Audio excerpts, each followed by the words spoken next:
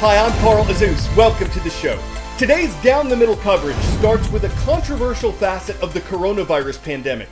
Should American workers be required to be vaccinated? In an effort to pressure more Americans to get one of the country's 3 available COVID vaccines, U.S. President Joe Biden announced new rules last week. Among them concerns all businesses that have 100 or more employees. They have to require these workers either to get vaccinated or to be tested for COVID every week. This could apply to 100 million workers, or 2/3 of the American workforce, according to the president. At hospitals or other medical care facilities that get government health care funding, roughly 17 million workers will have to be inoculated. Federal government employees will have to get the vaccine without the option of regular testing.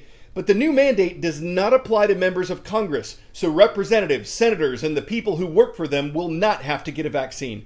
President Biden blamed politics and unvaccinated Americans for spreading COVID-19 and threatening to hinder the recovery of the American economy.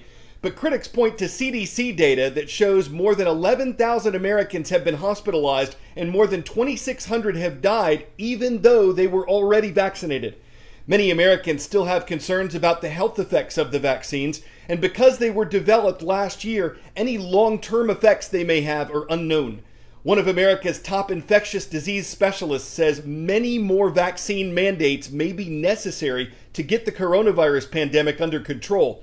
But there are a lot of questions about whether people can get exemptions to the mandate for medical reasons or religious beliefs, or if they've recovered from the virus and have natural immunity. The responses from employers have been mixed. Some large companies like Amazon and Walmart support the mandates and hope they'll lower their healthcare costs and reduce the number of sick days their employees need to take.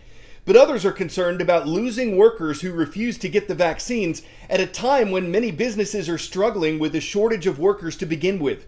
A number of lawsuits have been filed against companies that required vaccines before the government mandate was announced, and at least 19 Republican governors have spoken out against the Democratic president, saying a government mandate will only increase the determination of some people not to get vaccinated and that workers shouldn't lose their jobs over a personal medical decision.